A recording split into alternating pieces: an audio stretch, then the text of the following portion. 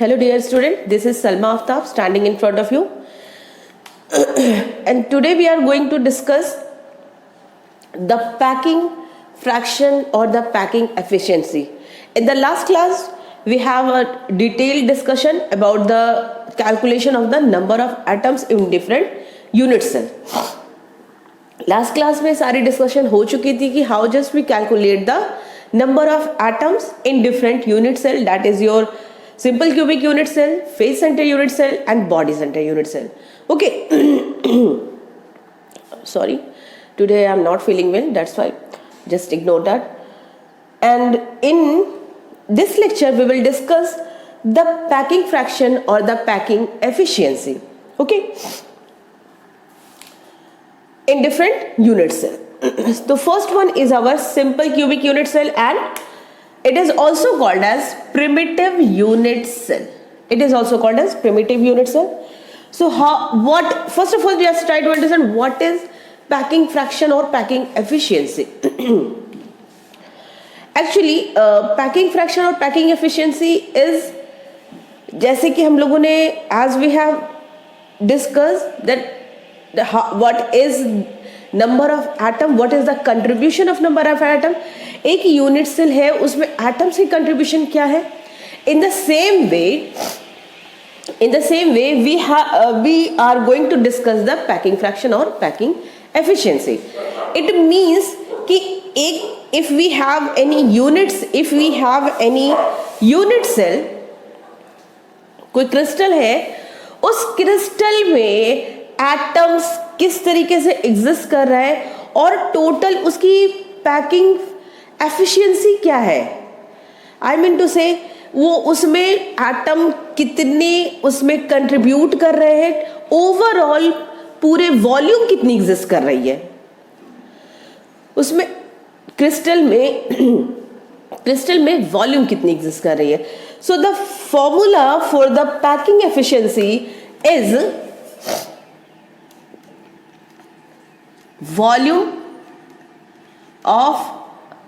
volume of atom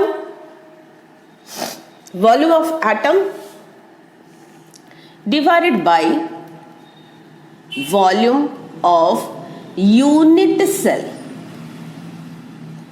suppose किसी की जब हम परसेंटेज निकालते हैं, परसेंटेज कैसे निकालते हैं, जब हम परसेंटेज डिटरमाइन करते हैं तो ओवरऑल हम निकालते हैं उसमें अपने एग्जाम्स के परसेंटेज निकालते हैं ना कि we got 96%, we got 86%, someone got 75%, someone 43%. ये ऐसे परसेंटेज निकलते हैं. तो कैसे निकालते हैं, how just we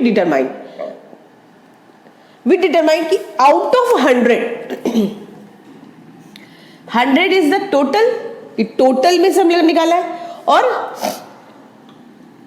suppose someone got 96 and then multiplied by 100, then the percentage is 96%. इस तरीके से निकालते हैं. तो in the same way today in the same way simple cubic unit cell को भी ऐसे ही निकालेंगे. This is the simple way. ठीक है, अभी इसको समझो कि हम क्या बता रहे हैं, फिर उसके बाद में यहाँ पे हम डिस्कस करेंगे. ठीक है, तो वॉल्यूम ऑफ एटम मींस उस यूनिट सेल में, उस क्रिस्टल में जो एटम प्रेजेंट है उसकी वॉल्यूम. ऑब्वियस सी बात है कि एटम स्मॉलेस्ट पार्टिकल है. Total is your unit cell. It means if I have written the volume of atom, यानी कि this one is your atom. अभी हम पढ़ेंगे कि ये मैम ने क्या बना दिया. ठीक है, and unit cell, this one is your unit cell. Clear कि यूनिट सेल क्या है एंड एटम क्या है. ठीक है, यही है हम लोग का वॉल्यूम. ठीक है, एंड मल्टीप्लाइड बाय 100 कर देंगे. परसेंटेज जब निकालेंगे, अभी तो नॉर्मल पैकिंग फ्रैक्शन निकालते हैं. ठीक है, और वॉल्यूम ऑफ एटम. तो in different unit cell we have different atoms. Simple cubic cell में तो मल्टीप्लाइड बाय एटम्स, कितने एटम्स का कंट्रीब्यूशन है, दिस इज द ये तो फॉर्मूला बना पैकिंग फ्रैक्शन का. ठीक है, this is the overall formula for the packing fraction of every unit cell. ठीक है, now we are going to discuss the सबसे पहले डिस्कस करेंगे सिंपल क्यूबिक यूनिट सेल। अब आ जाते हैं वॉल्यूम ऑफ एटम। अब जरा याद करो कि लास्ट क्लास में कुछ डिस्कस किया था कि अगर क्रिस्टल है, ऐसा स्ट्रक्चर हमने कुछ बताया था। सिंपल क्यूबिक यूनिट सेल में एटम्स कहाँ पर प्रेजेंट होते हैं, याद है? In different unit cell the atoms are present in different areas, ठीक है। तो सिंपल क्यूबिक यूनिट सेल में क्या था कि एटम्स प्रेजेंट थे एट द कॉर्नर, कॉर्नर पे प्रेजेंट थे।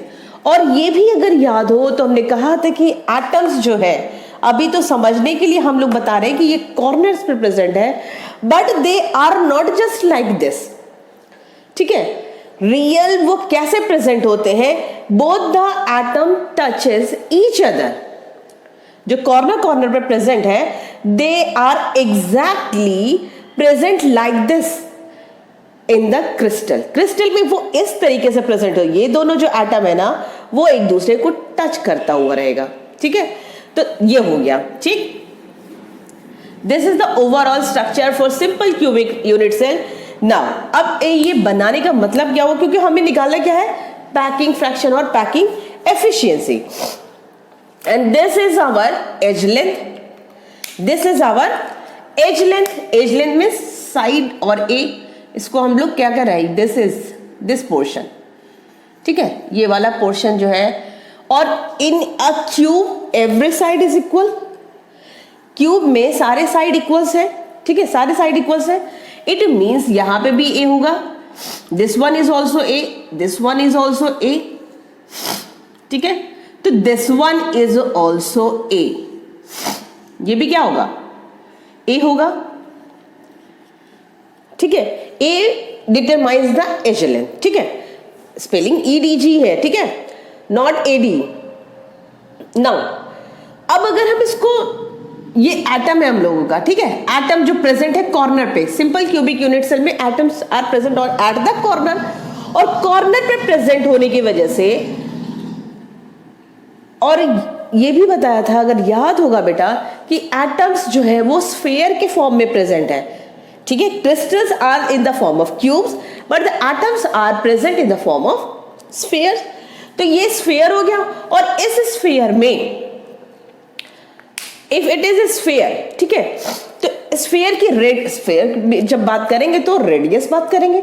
This one is your radius, इसकी ये रेडियस हो गई आर, और इसकी भी रेडियस आर हो गई। क्लियर है? ये रेडियस आर हो गई। तो what will be the value of A? A is equals to 2r। ये हो गया ए आर, ठीक है। A is equals to 2r। Now come to the formula. अब हम फॉर्मूले पे आते हैं। तो volume of atom multiplied by z, मतलब कि कितने नंबर ऑफ एटम्स है, divided by volume of unit cell. Atom is your sphere. Atom क्या है? स्फीयर है। The volume of sphere is, formula क्या है volume of sphere is? 4/3 pi r cube हो गया। And simple cubic unit cell number, the value of z is 1। Now come to the formula, volume of unit cell. Unit cell, तो unit cell कौन सा है? This one, यही तो unit cell है, ये overall unit cell।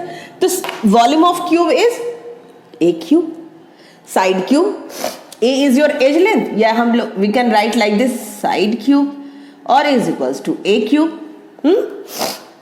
Now come to the formula, a cube, ये हो गया a cube। Clear?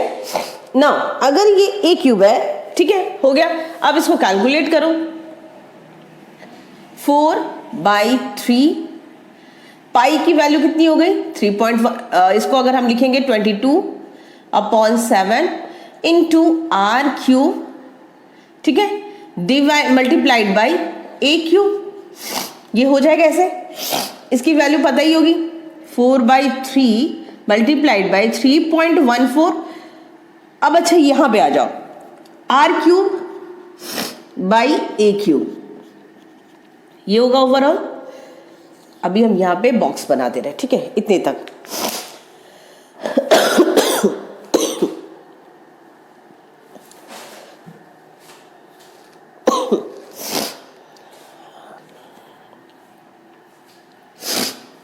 A cube and R cube. In most of the book, they just written. अब देखो R cube भी है, A cube भी है. Value of A is equals to 2R.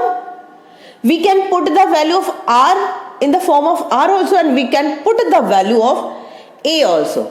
But for me, book में बहुत इधर उधर है, ठीक है. बट फॉर मी इजी जो है एप्लीकेशन यहां पर है कि A की वैल्यू अगर 2R पुट कर दोगे तो वो इजी ज्यादा पड़ेगा, ठीक है बेटा.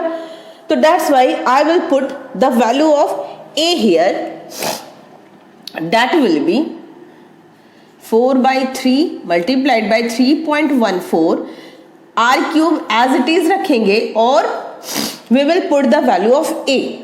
A is equals to 2R and 2R cube, 2R cube. Then multiply 4 4 is 16, 4 1 is 5, 4 4 is 16, and 4 1 is 4, 1 5.43 is 12, 12.56 divided by 3.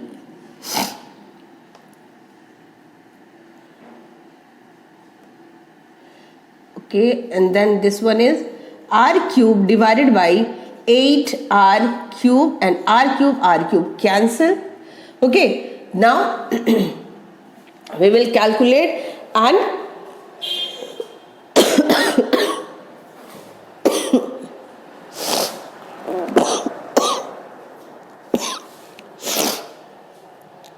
हम यार now the answer will be 0.52. okay, this is the overall packing fraction or packing efficiency for the simple cubic unit cell. And if we determine the percentage, ये हो गई किसकी, simple cubic unit cell, and percentage of packing fraction.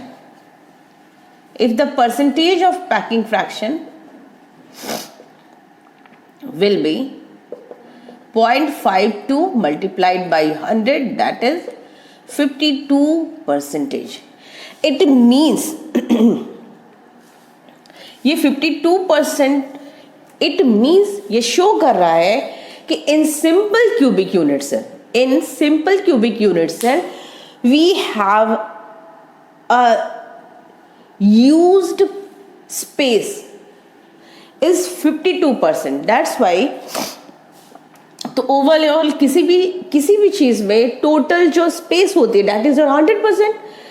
तो इसकी free space कितनी होगी, vacant space कितनी होगी, free space for simple cubic unit cell is 100 minus 52, that is your 48%. Okay, the packing fraction और packing efficiency is 52% and free space is 48%. Clear, ठीक है. Now come to the next one, that is your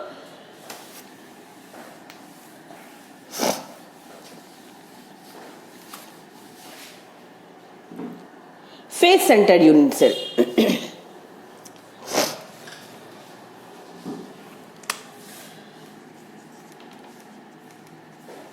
face centered unit cell. face centered unit cell. Next one,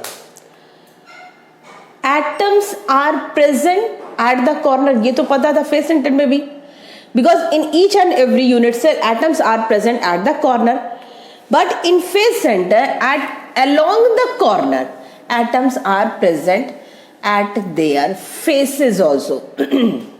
तो ऐसे तो present होगा ही होगा, ठीक है. फेस पे एक यानी कि एटम यहां भी प्रेजेंट होगा. फेस को समझने की कोशिश करो. एक एटम यहां, एक फेस पे और एक यहां कॉर्नर पे, ठीक है. तो यहां पे इसको हम इरेज कर देते हैं, ठीक है. अदरवाइज अभी यहां पे बना देंगे ना तो बहुत ज्यादा हौच पौच हो जाएगा.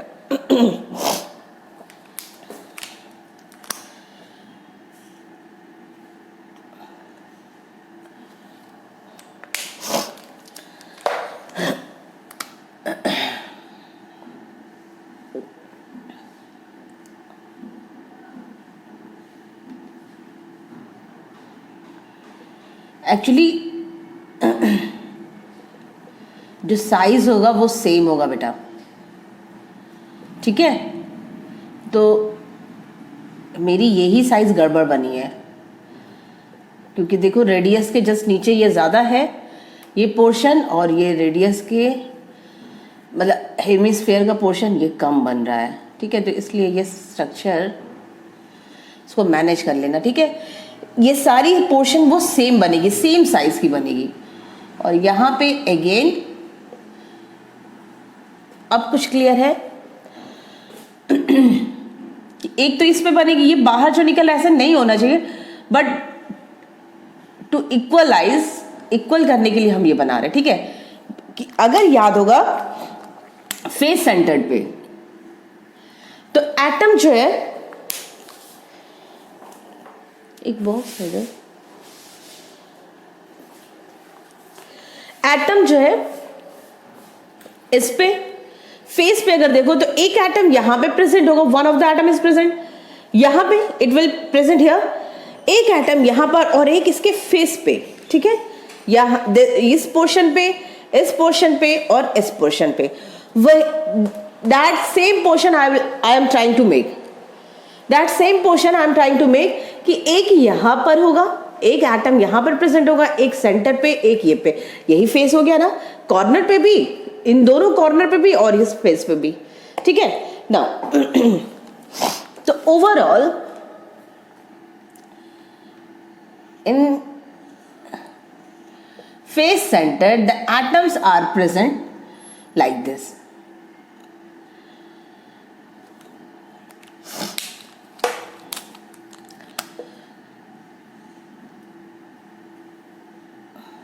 Okay, now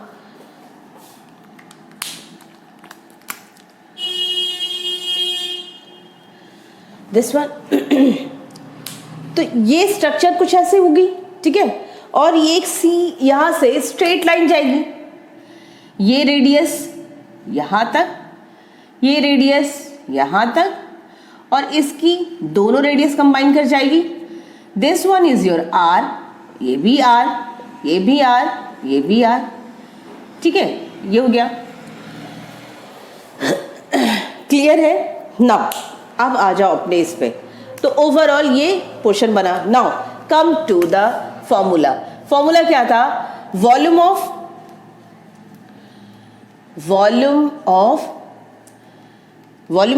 atom multiplied by z. Face center की जेड की वैल्यू क्या है? Value of z is 4 and volume of unit cell, volume of unit cell. Okay, हो गया ये। नाउ वॉल्यूम ऑफ एटम यानी कि 4/3 pi R cube multiplied by 4 divided by volume of unit cell A cube. अब बताओ यहां पर, now what will be the value of A? हमें तो पता है कि this one is your A, ये है हम लोगों का ए, और ये भी ए है, ठीक है। ये भी क्या है? ए है। और हम यहां पे फॉर्मूले में क्या कर रहे थे कि we just putting down the value of a here. यहां पे ए की वैल्यू पुट कर रहे थे, तो ए की वैल्यू अब क्या होगी in respect of r, r के रिस्पेक्ट में वैल्यू ऑफ ए क्या होगी? सो अब बताओ ये, अच्छा अब ये देखो यहां से हम कैलकुलेट कर सकते हैं। Can we calculate the value of a in respect of r? R के रिस्पेक्ट में ये ए है, दिस वन इज ऑल्सो ए, ये भी तो ए है, ये भी तो ए है, तो ये भी ए है, ये भी ए है, ठीक है। अगर हम इसकी कैलकुलेट करनी है तो ये A, this one is also A होगी। अब जरा पाइथागोरस थ्योरम आ जाओ। पाइथागोरस थ्योरम याद करो कि in Pythagoras theorem this one is your perpendicular base and height square is equals to P square plus B square. ये था पाइथागोरस थ्योरम। तो यहां इस बेसिस पे ए स्क्वायर ये है हम लोग का perpendicular, this one is your base and this one is your hypotenuse. तो हाइपोटेनियस की वैल्यू हम इसके अकॉर्डिंग निकाल सकते हैं, एक रिलेशन निकाल कर।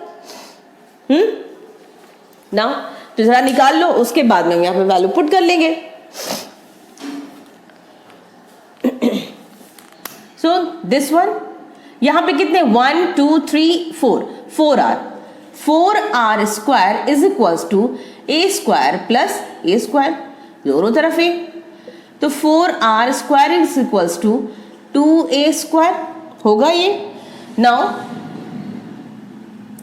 ये हो गया square, 2a square equals to 4r square, a square is equals to 4r square divided by 2 and this will be the, ये हो गया a स्क्वायर, और ये इधर चला आया।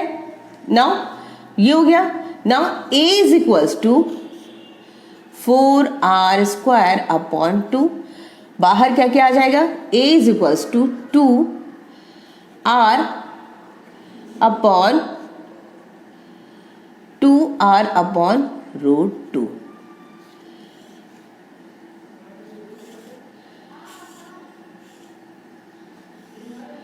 ये होगा।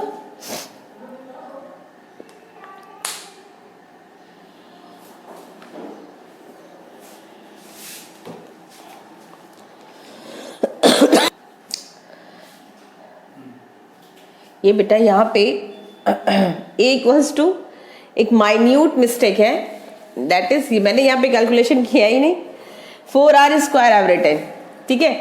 ये 4r का तो स्क्वायर होगा ना, और ये होगा ना 4r square, and that's why the answer will be 6। वही तो मैं सोची कि ये आंसर कैसे गड़बड़ा रहा है।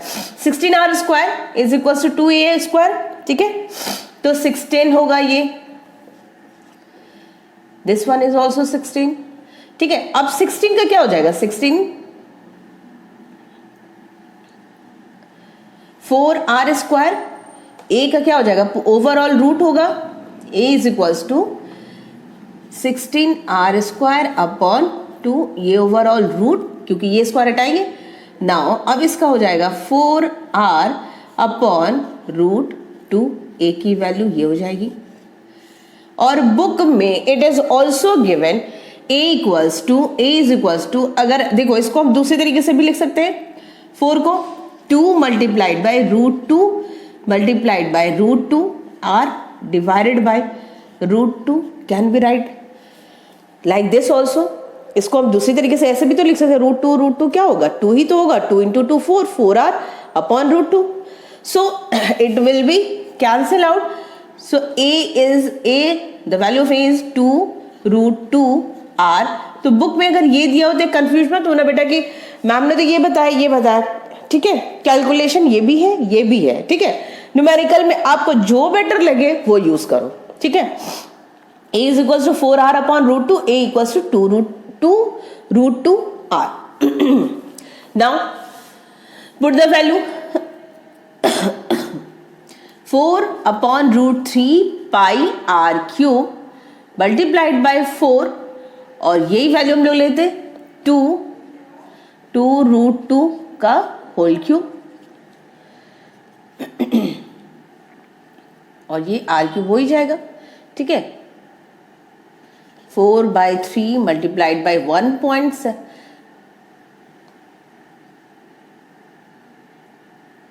1.314 3 सॉरी क्या हो रहा है, 3.14 multiplied by r cube cancel, यहीं पे कर दो, no need to write again, and 4, ठीक है, डिवाइडेड बाई क्या हो जाएगा 8, इसका तो 8 बन जाएगा, 2 2 4 4 2 8, और ये क्या हो जाएगा रूट 2 इंटू 2, तो ये तो 2 और मिल जाएगा मल्टीप्लाई, और ये हो जाएगा रूट 2, और इसके बाद में आ जाओ 2 2 4 2 4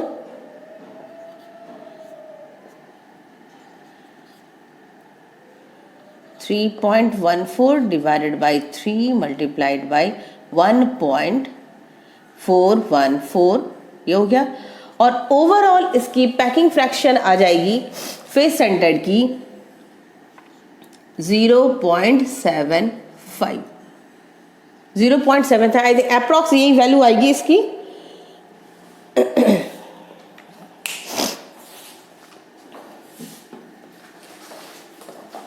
चार बार इंतजार करना पड़ता है। एंड मल्टीप्लाइड बाई 100 तो ये हो जाएगी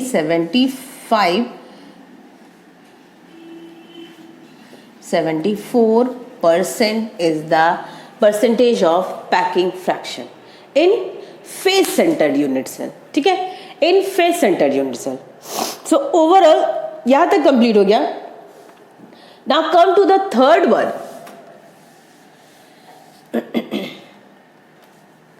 That is our body centered unit cell।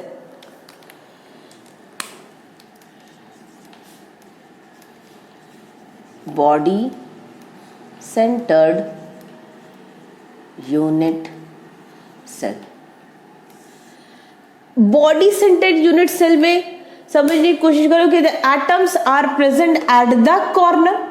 ठीक है, कॉर्नर पे प्रेजेंट है। ये जो अगर एक वॉल ले लो, अपने रूम का वॉल ले लो, तो उसमें देखो कॉर्नर पे प्रेजेंट है, but one of the atom is present at the center of the unit cell. मतलब आई मीन टू से कि ये ऐसे कुछ है, सेंटर बट एक यहां सेंटर पे प्रेजेंट, या कॉर्नर यहां सेंटर पे प्रेजेंट है, अंदर बॉडी के सेंटर पे प्रेजेंट है। ठीक है, सेंटर पे प्रेजेंट है। तो यहां पे इसकी भी डायग्राम अगर बनाएंगे और ओवरऑल इसकी जो रेडियस की वैल्यू आएगी, ए की वैल्यू जो आएगी, दैट इज 4r/√3। कैलकुलेशन नहीं करेंगे हम लोग, बिकॉज एग्जाम में ये कैलकुलेशन नहीं पूछी जाती है कि डिटरमाइन करो।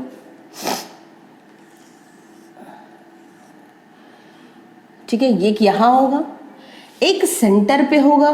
ठीक है, यहां इस सेंटर पे देखो साइज फिर गड़बड़ हो गई। ठीक है, और एक यहां पे प्रेजेंट होगा। तो इसको हम आर ऐसे मान के नहीं चलेंगे, क्योंकि यहां से हमें निकालने में कैलकुलेशन एक बार इस साइड से निकालेंगे, इसकी वैल्यू निकालेंगे, और इसके वजह से इसकी कैलकुलेशन होगी। Overall a is equals to 4r/√3। ये आप लोग याद कर सकते हो। ठीक है, in face center the value was a is equals to 2√2r और 4r/√2 ये वैल्यू था। ठीक है, किसके लिए? For the face centre, but for the body centre the value is 4r/√3।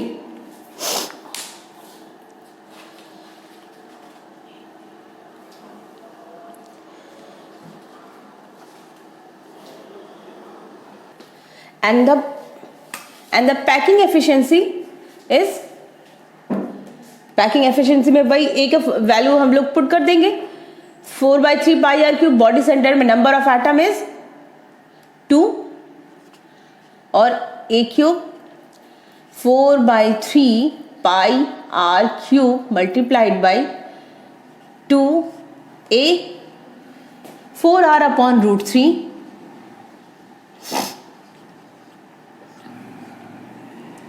This one.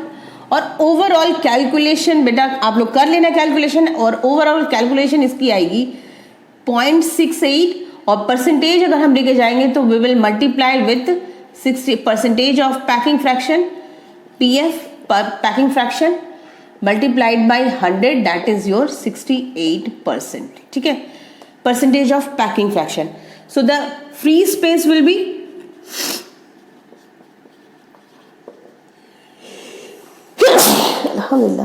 हटाइए उसको,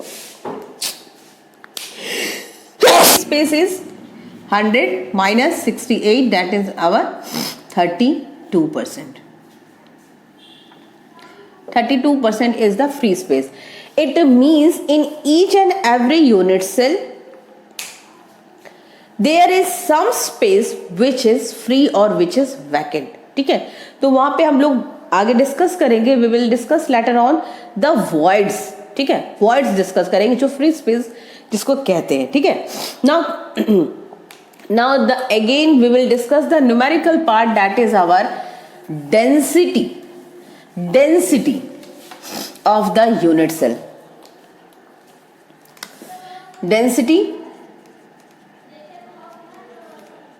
of the unit cell, already we know that the formula of density is mass upon volume mass upon volume, and for any unit cell the volume is our m upon a cube। ये तो हो गया volume, ठीक है, volume हो गई ये। Now mass of unit cell, mass of one unit cell, ये m क्या है, m यहां पे है, अभी बाद में बताते क्या है। m mass of one unit cell will be number of atom, कितने number of atom है, divided by Avogadro number, और वो m तो होगा ही होगा, m multiplied by ये volume a cube। So this is the density of the unit cell। The formula of the density is density is z into m by na multiplied by a cube। z is the, note down, the z is the number of atom, and m is the relative molar mass or atomic mass, relative molar mass or atomic mass। na is the Avogadro number, that is 6.02 into 10 to the power 23, okay। a is the edge length,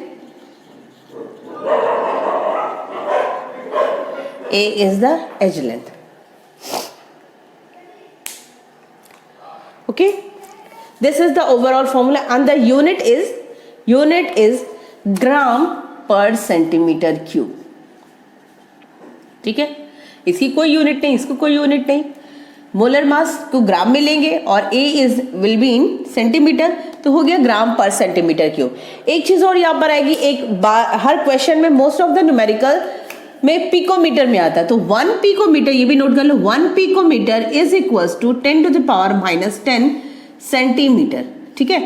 तो if the edge length is in picometer, जब भी as length picometre में होगा तो कुछ मत करना, बस ए को अपनी जगह पे रखना और मल्टीप्लाई कर देना 10 to the power -30। क्यों? क्योंकि ए क्यूब में होगा और उसको कन्वर्ट करोगे तो 10 to the power -10 का क्यूब करोगे, तो बार बार कैलकुलेट करने से बेटर है कि 10 to the power -30 कर देना। Now do one question, and the question is related to the density. Question is, chromium has monoatomic body centered cubic structure, monoatomic body centered cubic structure. Its cell age is 300 picometer, and what is its density? Given that chromium is 52 gram per mole, it means it is your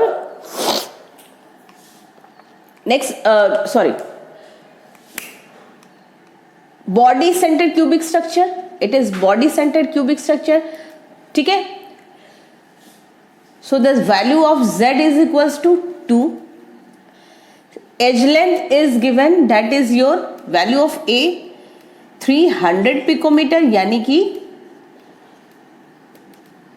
300 multiplied by 10 to the power -10 centimeter, okay। We have to determine the density निकालनी है।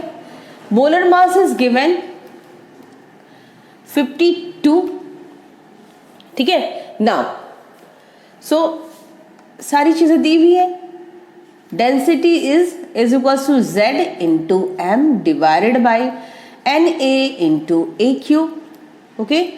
z, value of z is 2 multiplied by m is your 52 multiplied by Na 6.02 into 10 to the power 23, a cube, value of a is 300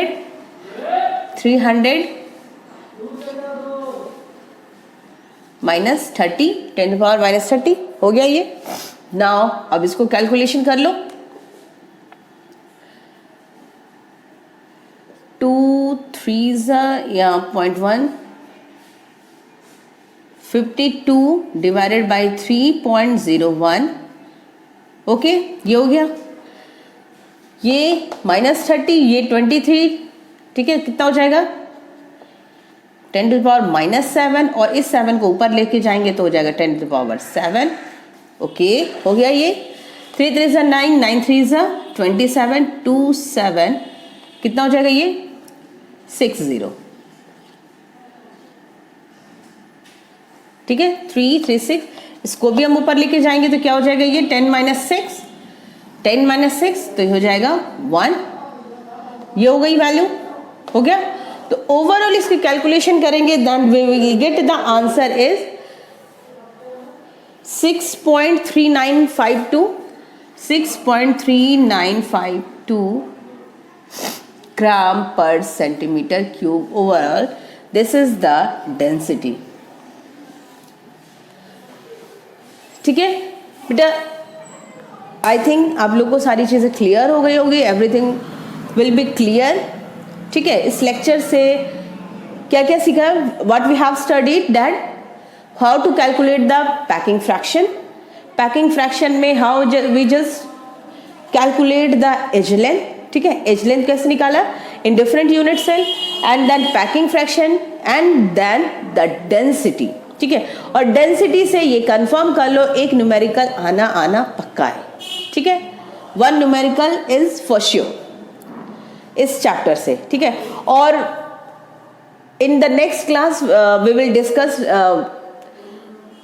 the extra numericals, जो बाकी के और भी, क्योंकि ये बहुत सिंपल था, this one is very simple और बिल्कुल स्टार्ट किया था, लेकिन इस पार्ट में न्यूमेरिकल हम लोगों को बहुत करना है, कहीं पे रेडियस निकालना है, इंटर आयनिक डिस्टेंस निकालना है, एज लेंथ डिटरमाइन भी क्वेश्चन करने को आता है, घुमा के क्वेश्चन देगा, how just calculate the number of atom also, तो इस पे न्यूमेरिकल बहुत ज़्यादा आते हैं, ठीक है। तो ये एक न्यूमेरिकल से कुछ नहीं वाला है, that is not sufficient for you, you have to practice for numerical in your home also, घर पे भी प्रैक्टिस करते रहो, ठीक है। और एक और क्लास ले लेंगे तो उसमें हम बाकी के न्यूमेरिकल सॉल्व भी करवा देंगे, ठीक है। सो आई होप आज तक की क्लास में जितना भी पढ़ाया है you have just understood very clearly. Now stay safe, stay home and good bye.